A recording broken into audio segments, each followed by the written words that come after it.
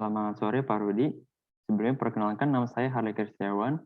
Pada kesempatan kali ini saya akan menjelaskan microenvironment dan macroenvironment. Perusahaan yang saya pakai ada 3. Yang pertama itu PT Gudang Garam, PT Pertamina, dan PT Di Jarum. Yang pertama yaitu microenvironment. Yang pertama itu ada the company. Sebuah perusahaan dalam pemasaran memiliki adanya bagian-bagian yang berbeda untuk memenuhi visi misi dan tujuan dari perusahaan tersebut. Bagian-bagian tersebut meliputi manajemen itu sendiri, finance, R&D, purchasing, operations, dan accounting. Mereka semua ini terhubung dalam internal perusahaan, sehingga dengan adanya hubungan internal yang baik, akan memberikan dampak yang baik juga bagi perusahaan. Untuk manajemen dari PT Gudang Garam ini, mereka ini sendiri diatur oleh bagian-bagian perusahaan masing-masing. Dari setiap bagian melakukan job desk-nya masing-masing, dan juga menghandle sendiri untuk mengetahui pasar. Yang kedua yaitu supplier. Supplier menjadi faktor yang sangat penting dalam perusahaan. Pemasok ini memiliki jaringan atau hubungan yang harus dibentuk dengan baik. Sebuah perusahaan tidak lepas dari namanya supplier karena pemasaran yang dilakukan oleh perusahaan pasti berasal dari suppliernya. Pemasokan yang delay, pemasukan yang kurang, bisa merugikan transaksi penjualan perusahaan. Salah satu contohnya itu yaitu PT Pertamina.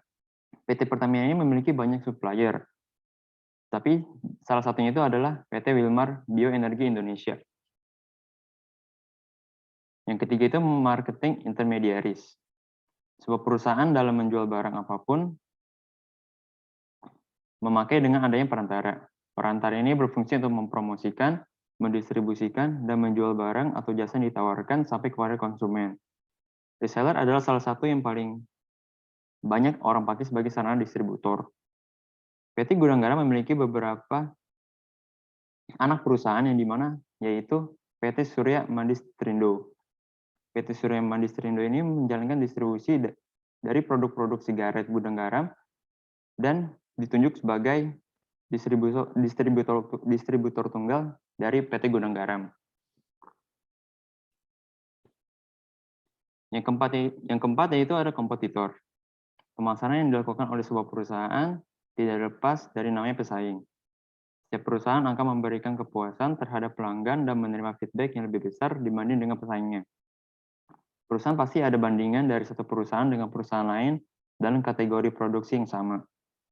Sehingga dengan adanya perusahaan yang lebih diunggulkan, maka daya tarik akan semakin tinggi. Untuk kompetitor dari PT Gudang Garam sendiri ini yaitu salah satu produsen rokok terbesar juga di Indonesia yaitu PT HM Sempurna. Kapitalisasi pasar antara kedua perusahaan ini yaitu 179,1 triliun rupiah untuk PT Sampurna dan 86,10 triliun rupiah untuk PT Gudang Garam. Yang kelima itu publik.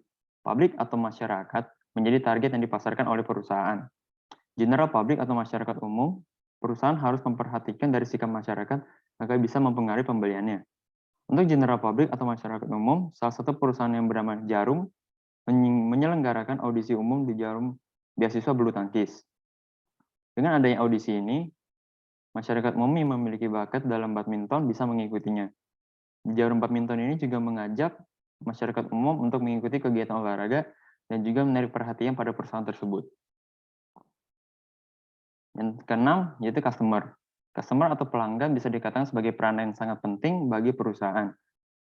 Perusahaan harus bisa memenuhi apa permintaan dari pelanggan. PT Gudang Garam ini menekankan pada reseller market dan juga consumer market. Reseller market yang dimaksud adalah minimarket yang berada di sekitar kita yaitu Indomaret, Alfamart, serta supermarket lainnya. Dan consumer market adalah konsumen atau masyarakat langsung yang membelinya. Selanjutnya kita akan masuk ke macro environment.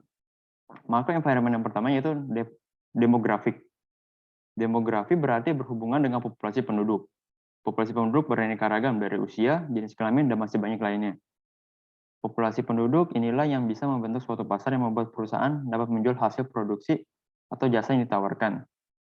Demografik dari PT Gudang Garam ini hanya ditawarkan pada pasar untuk usia 18 tahun ke atas dan tidak diperbolehkan untuk perempuan hamil. Karena di dalam bungkusan rokok tersebut sudah ada kategori usia yang boleh mengonsumsinya. Yang kedua itu adalah ekonomik. Pasar berhubungan dengan lingkungan ekonomi. Daya beli konsumen dan pola pengeluaran konsumen juga akan dipengaruhi oleh adanya faktor ekonomi. Tingkat pendapatan dari setiap daerah pun berbeda, maka perusahaan harus memperhatikan terhadap faktor ekonomi tersebut. PT Gudang Garam menyediakan memproduksi dan menawarkan produk rokok ini untuk ekonomi menengah ke bawah. Dikarenakan pabrik tersebut berada di Indonesia, Indonesia memiliki demand yang tinggi dan juga diikuti dengan perekonomian rendah sehingga menarik perhatian. Yang ketiga itu adalah natural.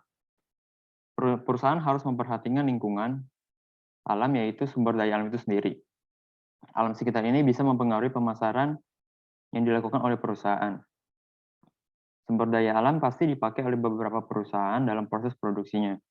Dalam CSR atau Corporate Sustainability Review oleh Gudang Garam atau tindakan keberlanjutan perusahaan PT Gudang Garam, PT Gudang Garam ini dalam memproduksi kretek rokok harus lebih eco-friendly. Dengan pengendalian pencemaran udara, pengelolaan limbah bahan berbahaya dan beracun atau B3, dan pengelolaan limbah non-B3. Yang keempat adalah technological. Karena ini tidak lepas dari namanya teknologi. Perusahaan tentunya memakai teknologi baik itu dalam perusahaan dan juga di luar perusahaan. Teknologi ini memiliki pengaruh penting dalam mengeksploitasi produk yang ditawarkan. Produk teknologi sangat dianjurkan dalam berinvestasi dalam sebuah perusahaan. Di tahun 2019, PT Perusahaan di Jarum sudah mengingatkan produksi rokok itu dengan menggunakan teknologi yang canggih. Teknologi tersebut adalah robot yang dipakai untuk produksi. Dengan adanya robot, produksi akan lebih banyak sehingga meningkatkan penjualan yang ada. Yang kelima itu ada politik. Lingkungan politik sangat mempengaruhi keputusan pemasaran. Undang-undang yang berlaku juga harus ditaati oleh semua orang. Setiap daerah juga memiliki peraturan yang harus ditaati oleh masyarakat tertentu. Ada berita sengketa merek antara Gudang Garam dan juga Gudang Baru seperti gambar yang ada di sini. Gudang Garam menggugat perusahaan sejenis yang mirip dengannya, sehingga pemilik dari Gudang Baru terkena pidana dikarenakan adanya kasus perdata merek. Sehingga pemilik dari Gudang Baru ini terkena vonis hukuman penjara. Dan yang terakhir adalah kultural. Lingkungan budaya sangat mempengaruhi perusahaan dari faktor-faktor yang ada.